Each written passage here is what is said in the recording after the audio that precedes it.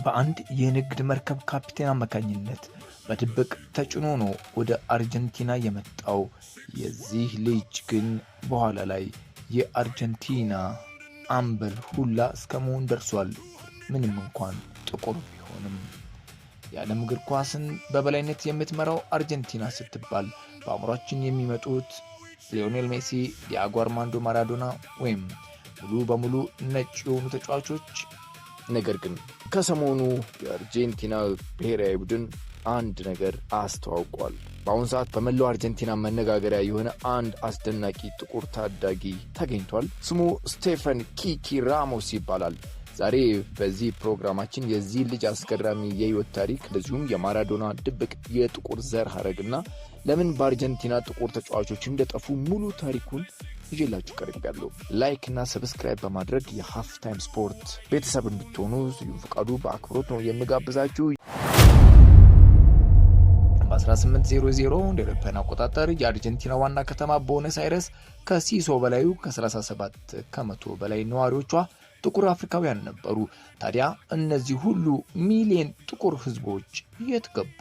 እንዴትስ ከታሪክ ገጽ ጠፉ?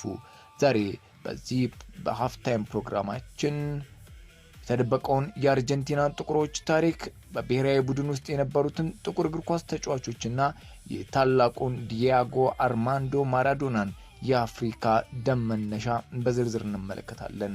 በስፓኝ ቅኝ ግዛት ዘመን በሚሊዮን የሚቆጠሩ አፍሪካውያን በባርነት ወደ ደቡብ አሜሪካ ተጉዘዋል። በአርጀንቲናም የሀገሪቱን ኢኮኖሚ፣ ባህልና ከተሞች የገነቡት እነዚህ ጥቁር አፍሪካውያን ነበሩ። ነገር ግን በ19ኛው ክፍለ ዘመን መገባደጃ ላይ የአርጀንቲና መሪዎች ሀገሪቱን ንጹህ አውሮፓዊ ለማድረግ ስልታዊ እቅድ አወጡ። ይህ የጥቁሮች መጥፋት በአጋጣሚ የመጣ ሳይሆን በሶስት ዋና ምክንያቶች የተከሰተ ነበረ። ብዙዎች በናዚዎች ወይም በፋሺስቶች ምክንያት ይመስላቸዋል የጠፉት። ናዚዎችና ፋሺስቶች እንደሚታወቀው በሁለተኛው ዓለም ጦርነት ከ1939 እስከ 45 በነበረው ይሄ ማለት የዛሬ 80 ዓመት አካባቢ ታሪክ ነው። ጥቁር ህዝብ ግን የጠፋው ከዛ በፊት በ19ኛው ክፍለ ዘመን ወይም በ1800ዎቹ አካባቢ በሶስት ዋና ምክንያት እንደሆነ የታሪክ ተመራማሪዎች ይፋ አድርገዋል። የመጀመሪያው የአርጀንቲና መንግስት ጥቁር ወንዶችን በጦርነት ጊዜ ሁሌ ከፊት መስመር ተሰላፊ የካኖን ራት ያደርጋቸው ነበር። የጥይት ራት በሚሊዮን የሚቆጠሩ ታልቀዋል በዚህ መጣ። ሁለተኛው ደግሞ በ1871 የተከሰተው የቢጫ ወባ ወረርሽኝ ጥቁሮች በሚኖሩበት የደሃ መንደር ላይ በመባባሱ ብዙዎችን ፈጅቷል። የአርጀንቲና መንግስት በጊዜው የነበረው ብዙም ትኩረት እንዳልሰጠ ሕክምናን በተመለከተ ይነገራል። ሶስተኛው የአርጀንቲና መንግስት ሀገሪቱን ነጭ የማድረግ ዋይትኒንግ ፖሊሲ በመከተል ከ6 ሚሊዮን በላይ ነጫጭ አውሮፓውያን ወደ ሀገር ውስጥ አስገብቷል። ከዛም በጥቁር ወንዶች እጥረት ምክንያት ጥቁር ሴቶች ከነጩ ጋር የተጋቡ ዘሩ የተቀላቀለ ጠፋ። በመጨረሻም አሁን ላይ በቅርብ ጊዜ በተደረገ የህዝብ ቆጠራ ከአርጀንቲና ህዝብ ውስጥ 0.6 ወይም ወደ 1% አካባቢ የተጠጋው ጥቁር ነው። በቁጥር ካየነው ደግሞ 350,000 አካባቢ የሚጠጋ ጥቁር ህዝብ ማህበረሰብ እንዳለ ይነገራል። ከ46 ሚሊዮን አካባቢ ነው እንግዲህ ይሄኛው። ከመጀመሪያዎቹ ጥቁር አፍሪካውያን ውጪ በአርጀንቲና ሁለተኛውንና እጅግ ጠንካራውን ጥቁር ማህበረሰብ የመሰረቱት ካቦ ቨርዴ በፈቃዳቸው ተሰደው የመጡ አፍሪካውያን ናቸው። በ19ኛው ክፍለ ዘመን መገባደጃ በተለይም ደግሞ በ1920ዎቹና ከሁለተኛው የዓለም ጦርነት በኋላ ከፍተኛ ቁጥር ያላቸው የካፕ ቨርዴ ተወላጆች ወደ አርጀንቲና መግባት ጀምረዋል። ሀገራቸውን ጥለው እንዲሰደዱ ያስገደዳቸው በትውልድ ደሴታቸው ላይ የተከሰተው ከባድ ረሃብ፣ የሥራ ዕድል እጥረትና የተፈጥሮ ሀብት መመናመን ነበረ። እነዚህ ስደተኞች በትውልድ ሀገራቸው የተካኑ መርከበኞችና አሳ አጥማጆች ስለነበሩ አርጀንቲና ሲገቡም የመረጡት በውሃ አካላት አቅራቢያ መኖርን ነበረ። አብዛኞቹ በቦነስ አይረስ ግዛት ውስጥ በሚገኙት እንደ ሳውዝ ዶክ ኤንሳንዳና ሮዛሪዮ እንዲሁም ባሂያ ብላንክ ባሉ የወደብ ከተሞች ሰፍረዋል። በርካታ የኬፕ ቨርድ ስደተኞች በአርጀንቲና ባህር ኃይል በንግድ መርከቦችና በዋይፒኤፍ የነዳጅ ማጣሪያ የወደብ ግንባታ ቦታዎች ላይ በጉልበት ሰራተኝነት ተቀጥረው ሰርተውም ነበር። በአብዛኛው ነጭ በበዛበት ማህበረሰብ ውስጥ ከባድ የዘር መድሎ ይደርስባቸው ስለነበር ይህንን ለመቋቋም ገና በ1930ዎቹ መጀመሪያ ላይ ኬፕ ቨርዲያን ዩኒየን ኦፍ ሳውዝ ዶክ እና የኤንሰናድ የባህል ክለብን በመመስረት እርስ በርስ በመረዳዳት ባህላቸውን ጠብቀው ኖረዋል። ጥናቶች እንደሚጠቁሙት ዛሬ በአርጀንቲና ከ12000 እስከ 15000 የሚሆኑ የኬፕ ቨርድ ዝርያ ያላቸው ዜጎች ይኖራሉ። ይህ የወደብ ሰራተኞች ማህበረሰብ ለአርጀንቲና እግር ኳስ ታሪክ ትልቁን አልማዝም አበረከተ። እሱም ታላቁ ተከላካይ ሆሴ ማኑኤል ራሞስ ዴልጋዶ ነው። የሱ ታሪክ የኬፕ ቨርድ ስደተኞች በአርጀንቲና የከፈሉት መስዋዕትነትን ፍጹም ማሳያ ነው።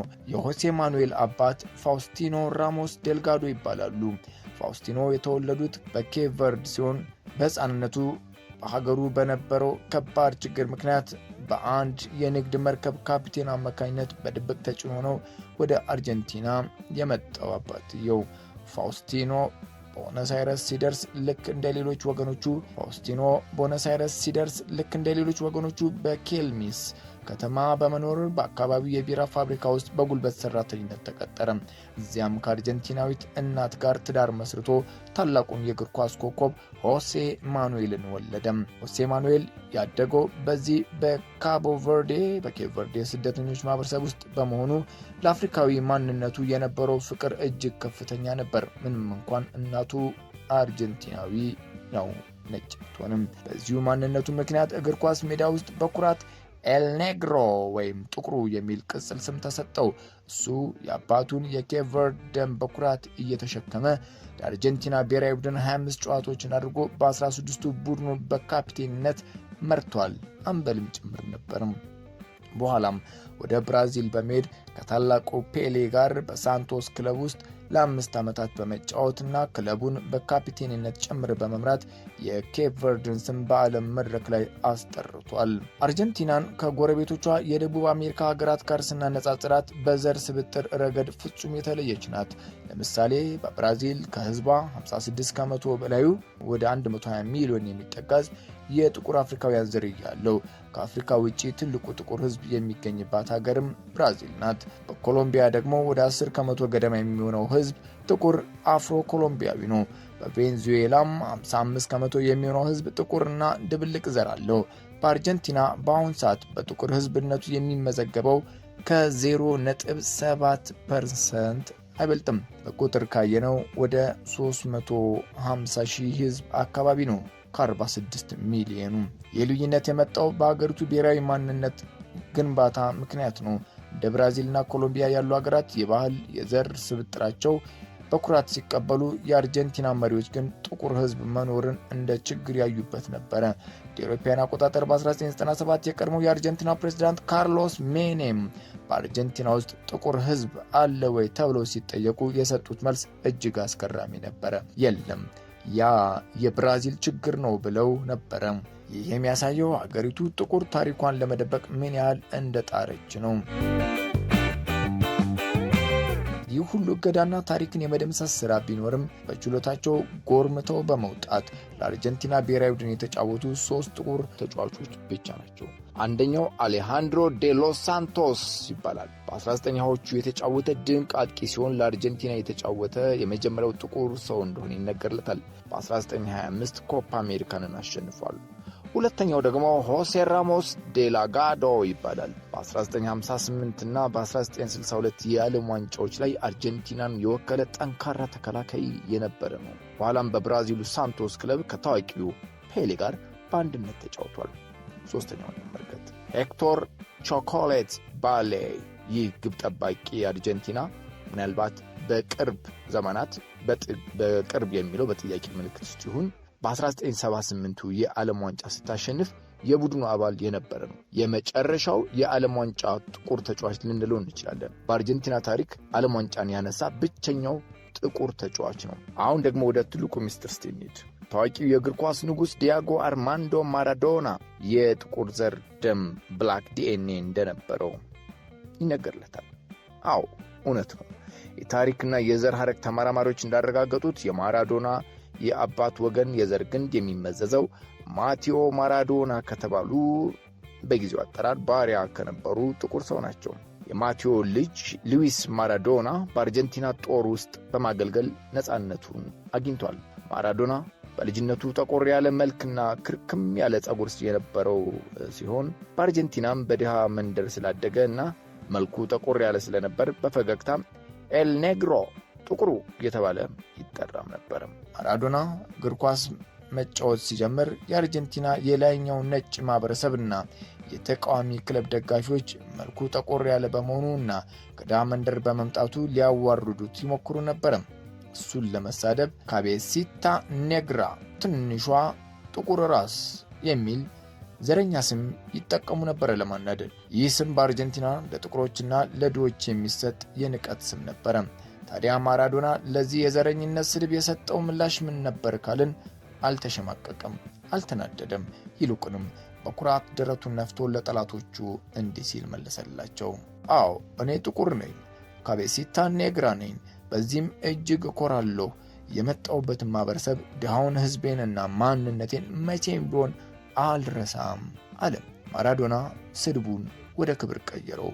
ሜዳ ውስጥ በገባ ቁጥር እነዚያ የሰደቡት ሀብታሞችና ዘረኞች በእግሩ ጥበብ እያደቀቀ በማሸነፍ የድሆች የጥቁሮችና የተገለሉ ህዝቦች እውነተኛ ድምፅና ንጉሥ ሆነ።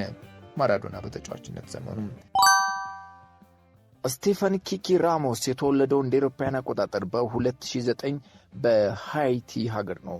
ገና የጥቂት ወራት ሕፃን ልጅ እያለ በ2010 እንግዲህ ሃይቲን ያወደማትን ያንን አስከፊ የምድር መንቀጥቀጥ በተአምር ከተረፉት መካከል ከመሬት መንቀጥቀጡ አንዱ ይህ ታዳጊ ነበር፣ ሕፃን ልጅ ነበር። ከዛም በአርጀንቲናውያን ቤተሰብ ተቀብለው በማደጎ ወደ ቦኔስ አይረስ አመራ። እዚያም እንደ ማንኛውም አርጀንቲናዊ ስፓኒሽ ቋንቋ እየተናገረ አድጓል። ይህ የ17 ዓመት የቬልስ ሳርፊልድ ክንፍ ተጫዋች በኳስ ክህሎቱ የኪሊያን ምባፔና የቪኒሺየስ ጁኒየር አጫወት ስታይል እንዳለው ይነገርለታል። በቅርቡ ለአርጀንቲና ከ17 ዓመት በታች ብሔራዊ ቡድን ተጠርቶ ከኢኳዶር ጋር በተደረገው ጨዋታ ላይ በመሰለፍም ታሪክ ሰርቷል። እሱም በታሪክ ለአርጀንቲና ብሔራዊ ቡድን የተጫወተ የመጀመሪያው በሃይቲ የተወለደ ጥቁር ተጫዋች ነው። በአሁኑ ሰዓት በአርጀንቲና ሊግ ውስጥ ጥቁር ተጫዋቾች አሉ ወይ? እንመልከተው። በአርጀንቲና የአገር ውስጥ ሊግ የውስጥ ጥቁር ተጫዋቾች በውስጥ ውድድር ላይ አሉ። አብዛኞቹ ከኮሎምቢያ፣ ብራዚል እና ኡራጋይ የሚመጡ ተጫዋቾች ናቸው። ነገር ግን አሁን አዳዲስ አርጀንቲናውያን ጥቁር ወጣቶች በታዋቂ ክለቦች አካዳሚ ውስጥ እየፈኩ ነው። ለምሳሌ በታዋቂ ሪቨር ፕሌት ክለብ ውስጥ ጆናታን ስፒፍ የተባለ ከናይጄሪያዊ አባት የተወለደ ድንቅ አጥቂ አለ። በሳን ሎሬንዞ ክለብ ውስጥ ደግሞ ጆአኪን ኦቤኬዚ የተባለ ወጣት ግብ ጠባቂም አለ። እነዚህ ልጆች የወደፊት የአርጀንቲና እግር ኳስ ተስፋዎች ናቸው እየተባለ ነው። ከሃይቲው ተአምረኛ ታዳጊ ኪኪ ራሞስ እስከ ማራዶና ድብቅ ታሪክ ያለው የአርጀንቲና እግር ኳስ እውነታ እንግዲህ ይህንን ይመስላል። ለሃፍታይም ስፖርት አዲስ የሆናችሁ ሰብስክራይብ በማድረግ ቤተሰብ እንድትሆኑ ስዩም ፍቃዱ በአክብሮት ጠይቃለሁ። እንግዲህ የዚህ የኪኪ ራሞስ ጉዳይ እነዚህን ነገሮች እንድናነሳም አድርጎናል። ያለው እውነታ ይሄ ነው።